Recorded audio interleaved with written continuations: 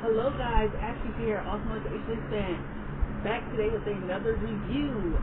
I have my fan on because it is extremely hot, so I would just say try your best to hear what I have to say because I don't have a microphone. I need to get a microphone for my YouTube channel, but I'm in a mix of moving right now, so I'm just trying to do what I can until everything gets settled together. But today, I have decided that I'm about to redo my Karate Kid 3 review.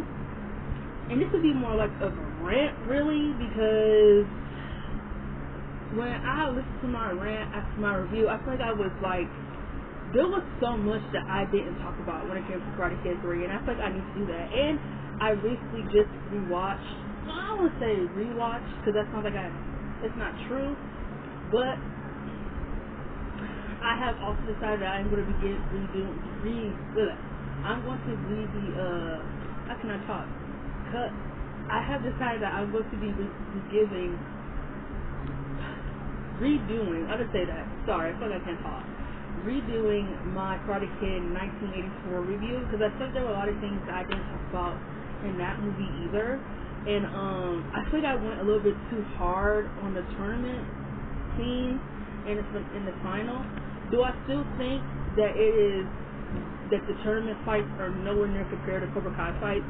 Yes, but it was a different time, and I thought they were very limited of what they had to do on set for the karate moves. So I thought that was a little bit too harsh.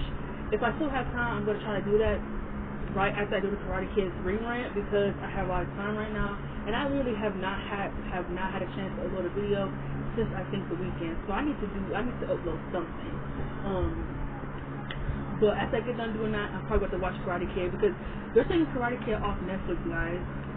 And like, I feel like even though I recently just watched the first two movies, the third movie is a non-factor. I just want to say this before I get into my third movie rant. I feel like I have watched these movies before all my life, even though they're very recent to me. There are a lot of movies that I have watched very recently, and I feel like these movies hold such a great passion in my life that it's some crazy that I've never seen before. It's how I felt when I got into Al Pacino. Like it was really crazy to me how I never knew who he was and what movies he's been in. But knowing now, since I have seen everything that he's been in, I'm just thinking like, Jesus Christ, these movies are like special to me. So like that's kind of how I feel now after like getting into Ralph Macchio. The only movie that I did see him in at that time in my life was The Outsiders, but I recently just watched that too again. It was a very traumatic watching it again because I haven't seen it in so long. I'm going on side rant, so please don't mind me. But yes, I do love Ralph Macchio. I think he's a very charming human being, and like he's a very great actor. I think the only problem with him, which is something that I'll get into when I get into his movies, is that I think with him, he's never worked with a real consistent director. I think he never had, because not all his stuff is bad, but I think he's never had like a real consistent director of somebody to work with to give him a good screenplay to work with.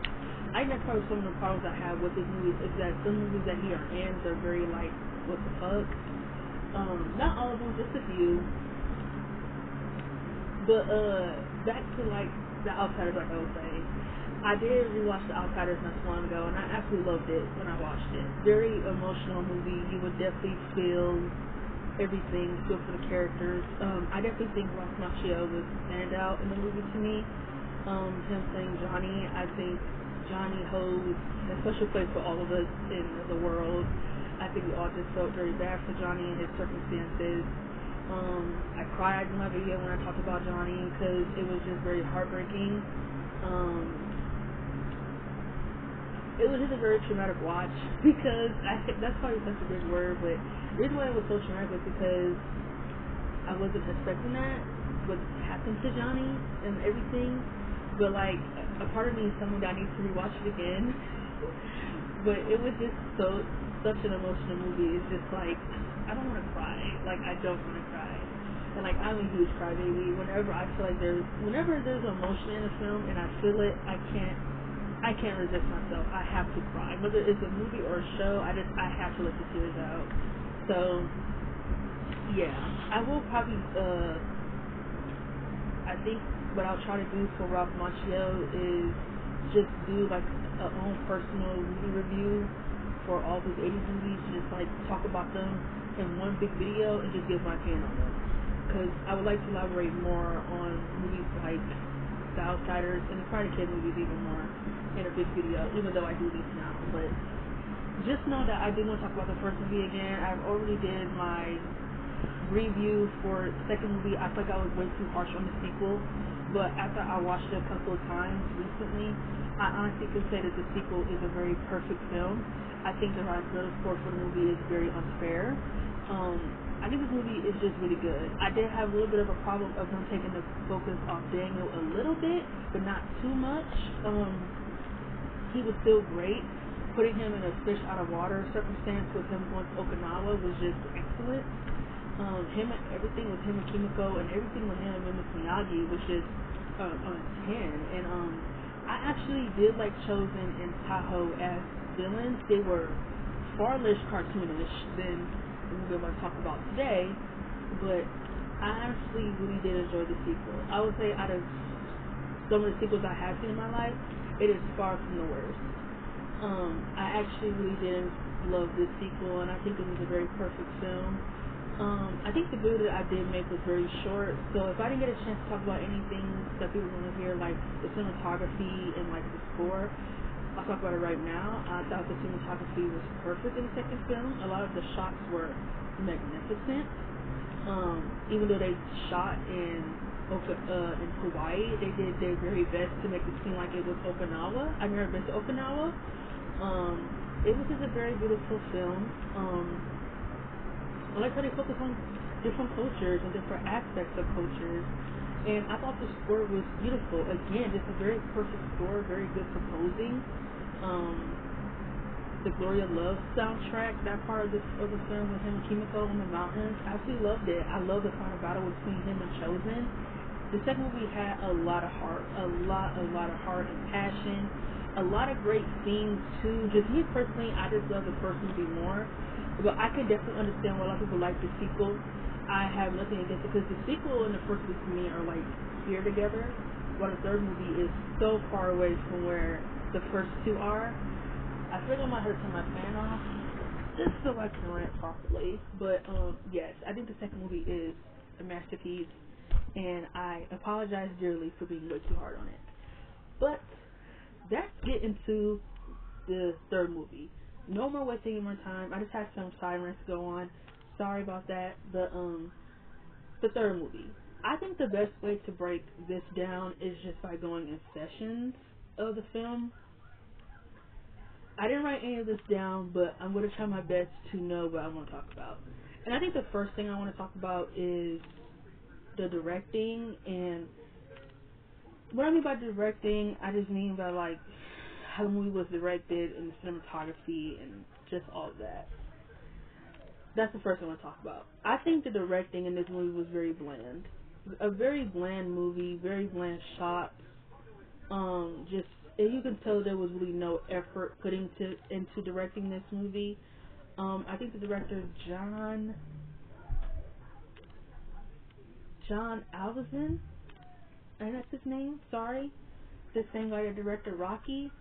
To me, it just seems like he really didn't want to do this. He didn't want to direct this movie, and I feel like if he didn't want to do this, they should have had put the charge onto another person. To me, I could understand by being consistent with the writer and the director of the last two films, but to me, the writing of this movie was just so trash. It's something that we'll get into. The script, the screenplay. I just feel like the directing. I think for him, he didn't have a challenging script, so maybe he felt like since the script was so bland, that's what he wanted the movie to be. But I thought that was just such a terrible way to go at it. I just thought the movie was just very bland. Like the cinematography, the shots, all of it, very, very bland. I cannot think of one scene in this movie where it like stuck out to me. I know the one dude said the scene where I guess the scene with him, Miss Miyagi was training, before the final tournament. They was about the sun. I guess. But to me, I just feel like there was no real, like, there was no scene in this movie that, like, stuck out to me where it was just like, oh my god, that scene is, like, so beautiful and so perfect. Nothing like the first two. Nothing like the first two, in my opinion. My favorite, if you do an example, my favorite shot in the first movie probably has to be, like, we're just talking about a cinematography shot. I would probably have to say the scene where Daniel is trying to do the crane kick for the first time on the beach. Like his little mini training montage with him on the beach and trying to learn a crane kick, and then him on the boat. Like, I thought that was a really beautiful montage. I like the one too, Miss Miyagi on the stump with him trying to with him doing the crane kick. I thought that was a beautiful shot. And the shot too when it gets to the tournament and like the camera pans and pans all the way up to showing everybody in this tournament. I like that too. I like the whole shot with him and the scene with him and Elizabeth Shue and the golf and stuff. That was actually a really good cinematography shot. Like that montage was so cute to me. I loved it. To me, just to make it quick with the second movie, my favorite shot, well, my absolute favorite shot to the second film is the scene with him and Miyagi by the water when he confronts him after his father died. That is absolutely, because I can already feel the tears tearing up. So that is absolutely one of the most beautiful scenes I have ever seen in my life. One of, probably not the most. I don't probably know what the most is, but that is honestly one of the most beautiful shots in beautifully written scenes that I've seen. I don't know what it is with that scene, but whenever I talk about it, I get choked up. It was just beautiful. Like I said, the chemistry between Pat Macchio and Ralph Macchio, it was just very undeniable. You couldn't deny it. The scene with him and Kimiko and the tea ritual, I absolutely love that. How it was no dialogue, just a beautiful shot with him and Kimiko and her doing the tea ritual and everything. And I like the scene with them on the mountain too. It was a lot of great shots, cinematography shots in the first two movies. Well, in the third movie, you get nothing. There's no atmosphere. There's no creative sense. There's nothing. So that's just how I feel with the directing. I think the directing in the third film was very bland, and there was no effort put in. The second thing I want to talk about, the script. This script, I don't understand how this screenplay was approved by anybody in any studio. This screenplay has got to be very lazy and very, very, very miswritten. This entire screenplay is basically the first movie with no heart. It's basically the first movie without any of the good parts. And Ralph Macchio absolutely hates the third film. He hates talking about it. He hates it, and I don't disagree with him at all for not liking it. The third film doesn't hold any weight in the franchise. No weight. Absolutely no weight. The screenplay is undesirable. There was no effort put into the screenplay, and I feel like if they felt that way, they should have had somebody else write it. There was no effort. There was no nothing into making this movie seem good anymore. Absolutely no effort. I feel like what they should have done, instead of having to pick up right after the second film, is they should have put this movie into like years into Daniel's life, because which is something I will get into when I talk about the characters, is that when the third movie came, Ralph Macchio looked very older. He did not look young like in the first two movies. So, and by the time he was like 27 years old, he was already married and like already living his life. So he didn't look young enough to be seen as a teenager. That was just very foolish on the director's part. They should have put him in a different setting of his life with him and Miss Miyagi. Maybe you could have it take maybe 4 years after college, or something of that sort. You should have done something like that. And that's where I would have put the third movie in. I would have written out the whole John Kreese and Terry Silver shit, which I will get into with the characters. But in the case of the script, I would have written all of that out. All of it. All of it. All the ideas that they had for this script, none of it held any weight. The idea of Daniel coming to the bad side, to Cobra Kai, that had a lot of potential. But it was so poorly written. It was so poorly written. I think the script and the screenplay for this movie is absolutely laughable and absolutely bad, that it makes no sense to me that a script like this was submitted into any writer chair, or a writer would accept a script like this. It's absolutely insane to me. The third thing that I want to talk about is the characters. Daniel. They absolutely derailed Daniel in this movie. He's whiny, he's very selfish, he's very ungrateful. They made him very stupid and like unself-aware of Terry Silver. It was really dumb that Daniel didn't learn anything, that he needs to be retaught about what he's learned. It didn't make any sense. I didn't understand any of it. His character just seemed so far from where he was in the first two. And what they did to him with Miyagi's relationship, the chemistry between him and Pat Rita, it was still good, don't get me wrong, but the circumstances of their friendship in the third movie was just very stupid. It was very dumb. Like the way they kind of had like Daniel treat Miss Miyagi, I wasn't a fan of. I didn't fuck with him yelling at him and him telling him like basically like him going off of Miss Miyagi for not wanting to be in the tournament or not wanting to be teach, or him being like teaching something different. I just feel like with all that aggression, like this is not the Daniel that I know and love. It's not. And I feel like maybe a lot of that aggression came from the fact that Ralph Macchio was just so unmotivated by this script that it's insane to me that he honestly came back for this movie once he saw this script. I understand people gotta pay their bills need to be paid, but to me personally, if I'm an actor, I'm not gonna accept a bad script. I need something that's gonna be that I can like I can feel something. A movie makes you feel something. When you see a script, it should make you feel something. This movie didn't make me feel anything. So yeah, I didn't care. Daniel, his character in here was just very unbearable. It's very unbearable because they derailed him like 10 steps back from where he was in the first two. Miss Miyagi, he kind of just existed in this movie to me when I watch it. You kind of don't get any of his like wisdom anymore. I don't want to say wisdom, but he don't seem himself. Like he kind of seems like a background character really in this movie.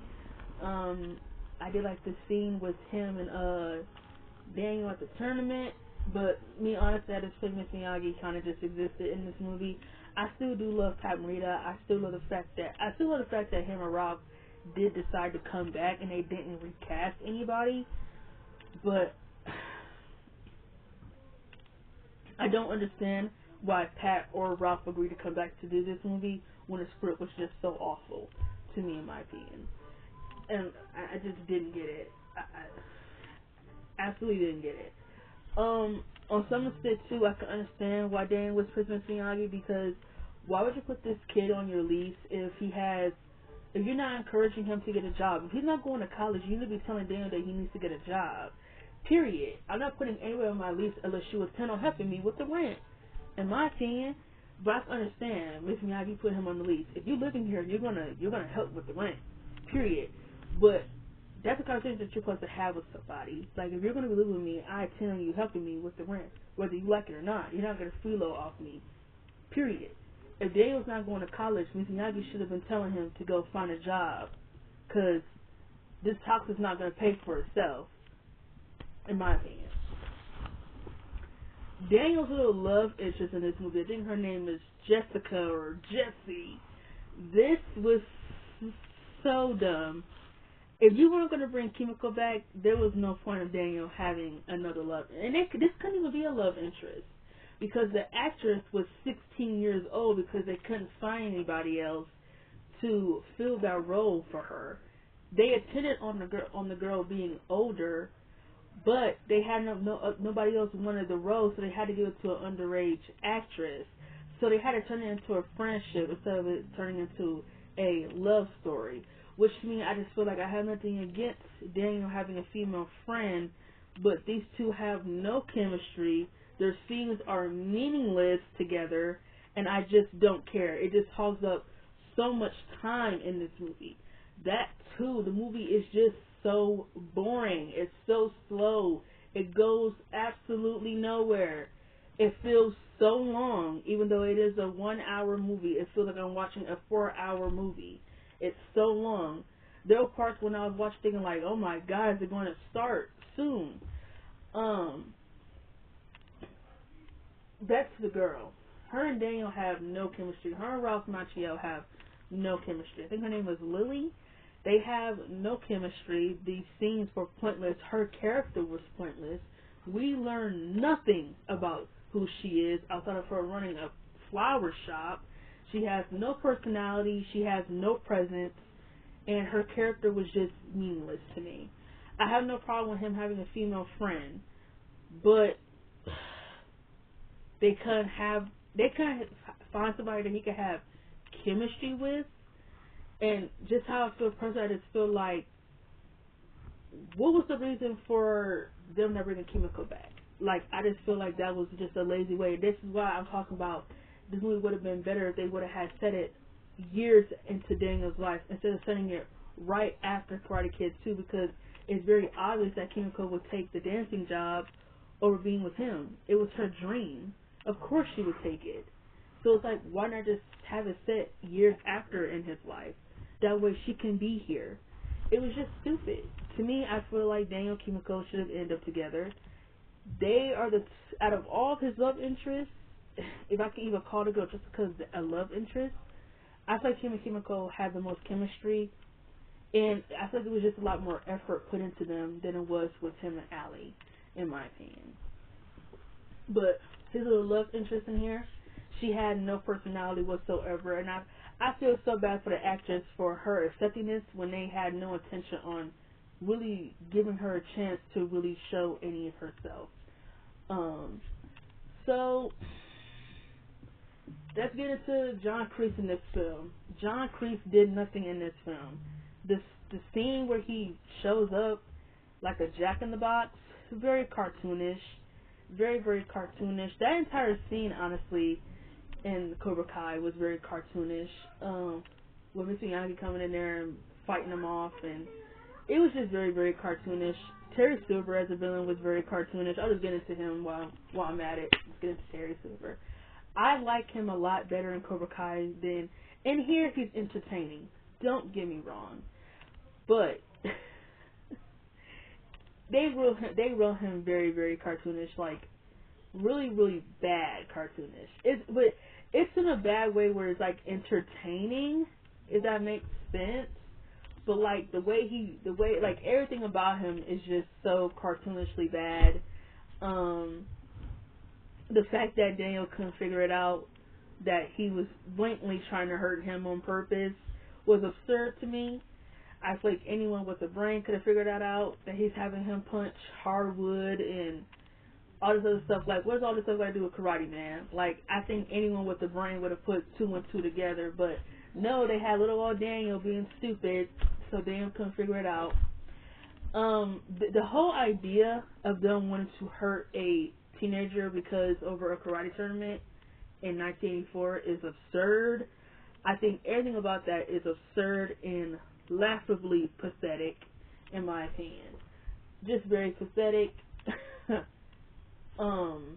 Yeah, I really don't have much to say about Terry Silver outside the fact that he was entertaining. Thomas made the most of it. I just feel like him as a villain was just very laughably bad. Maybe the guy who wrote it, Robert, watched a couple of cartoons while he was making his script and decided that he wanted Terry to act just like the character that he saw in the cartoon. That is the only way I could think about this, is that he wanted him to act exactly like that. Mike Barnes, his character just felt like a Johnny ripoff, honestly. Him begging Daniel to fight in the tournament. I really don't have an opinion on Mike Barnes. I kind of feel like he was just there. I do enjoy his character in Cobra Kai when he was in there. I mean, I did enjoy him. I thought he was funny, and like when he started fighting, he got like hella aggressive. But in this movie, his character just felt so misplaced.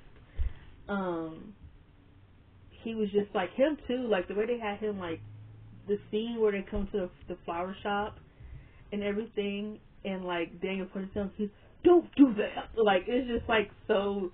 It's so laughably bad. It's like, what are you like? What are you? Like, what are you on? Like drugs or something? Like it was like so laughably bad. Like I don't understand why they wrote him like that. Like I don't understand why they wrote him like that. The actor, I honestly feel bad for anyone who decided to be in this film. It must have been a lot of money on the table to take this role or to do this movie. But I really don't have the opinion on Mike Barnes. I feel like he was kind of just there. He was just there to do the bidding and everything like that. So those are my opinions really on the characters. I honestly feel like everyone in this movie deserves an apology by the writer for this awful movie and how they awfully handled the characters. Can I talk today? How they just treated every single character awful, especially the main two characters, Daniel and Miss Miyagi. It's like, how can anyone root for Daniel being hurt when like they wrote him to be such a little prick in this movie? Like he was just such a little prick. Like he was just kind of hard to root for. And like the final tournament was just so forgetful. Like it's so forgetful. Like I take back the things I said about the first movie tournament, and I'll get into why I think I was a little hard on that when I get to my movie review for the 1984 version. But like the tournament in this movie was just like so stupid. Mike Barnes was doing a whole bunch of stuff that was illegal strikes, and like they still had him fight in this tournament. And like the way Daniel won towards the end of it just felt so anticlimactic. It just felt such like a cheap way to end it after how they ended the first one. It had none of the passion in it. It didn't have any of the underdog moments or any of the underdog feeling. And like I didn't mind the things that Miss Miyagi said to him in the tournament. I thought was beautiful. You know, it's okay to lose to opponent, but never ever lose to fear. I absolutely love that. But the tournament was just so anticlimactic. It was just such a cheap copy way of the first one, without any of the good parts, without any of the good underdog moments, or the feeling of it, the emotional feeling of any of it. And that's just kind of like how this whole movie feels to me, honestly. It just feels like a cheap copy of the first one, without just any of like the passion or the heart or any of the dedication put into it. I mean, like, I don't remember there being was there like a score in this film? I don't remember any of the composing songs, or if there was even a soundtrack in this film. I don't even remember it. This movie is just so forgetful. Like, I honestly have no idea how this movie was accepted as a screenplay to be directed. I absolutely have no idea how this movie was accepted or why anybody in the original film decided to come back for this one.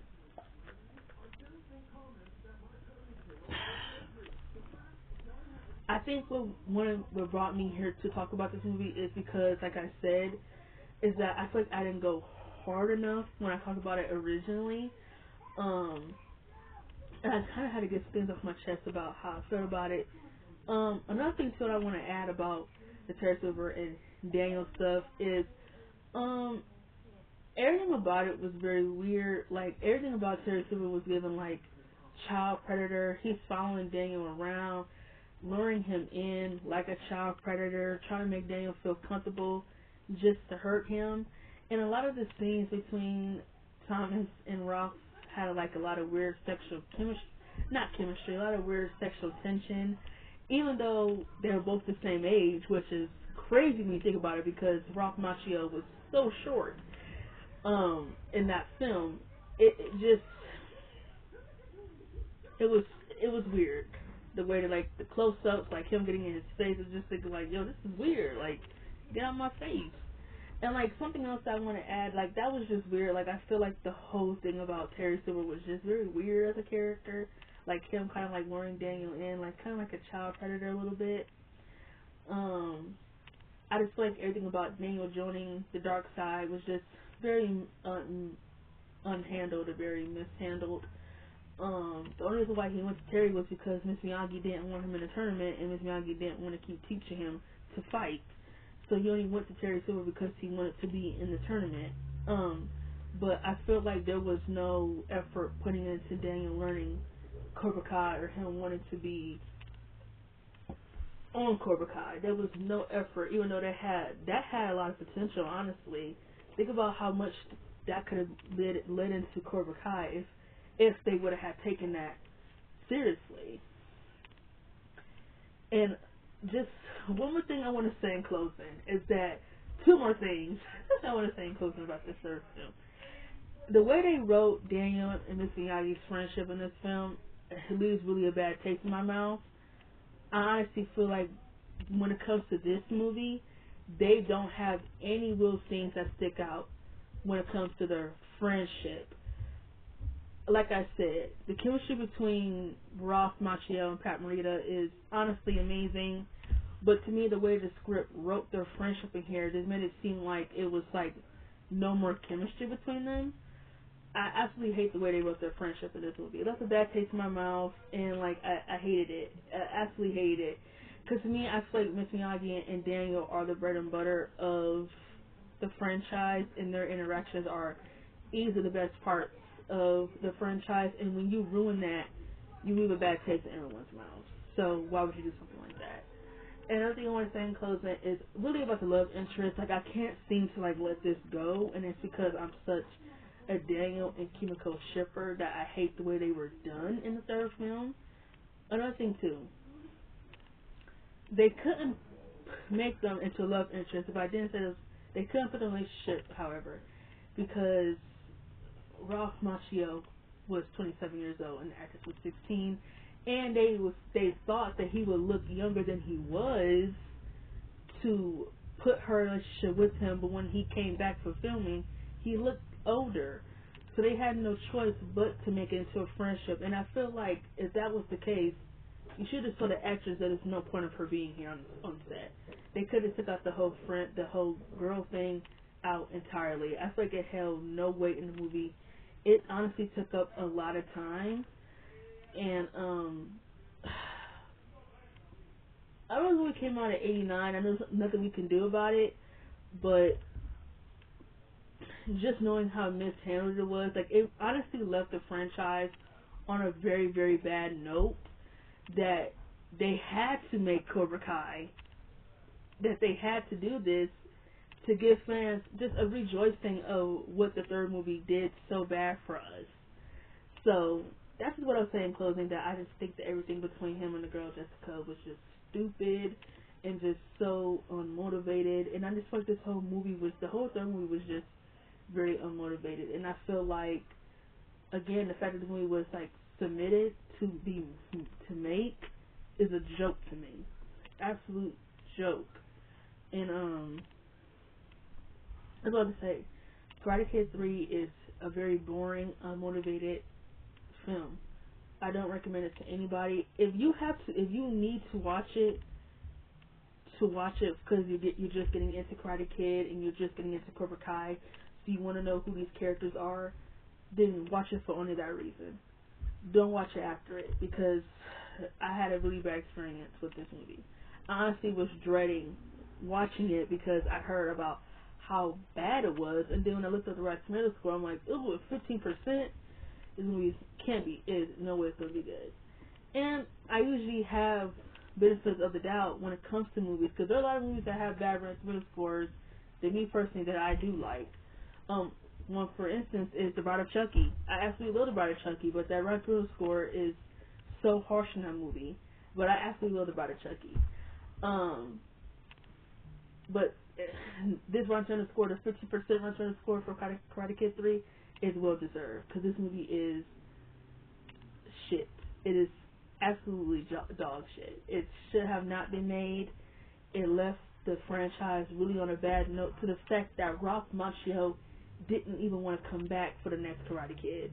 That they had to basically reboot the franchise with a female. Because he didn't want to come back for it. I don't have a problem with that. I have no desire to see the next Karate Kid because I'm already so in tune with Daniel and him and Miyagi's friendship that I don't really care to see anything after their journey.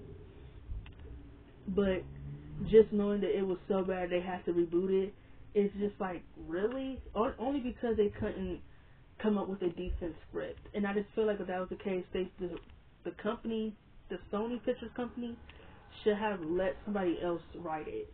And if somebody else would have wrote it, maybe it would have been a better film. I don't know. I don't know if it would have been a better film.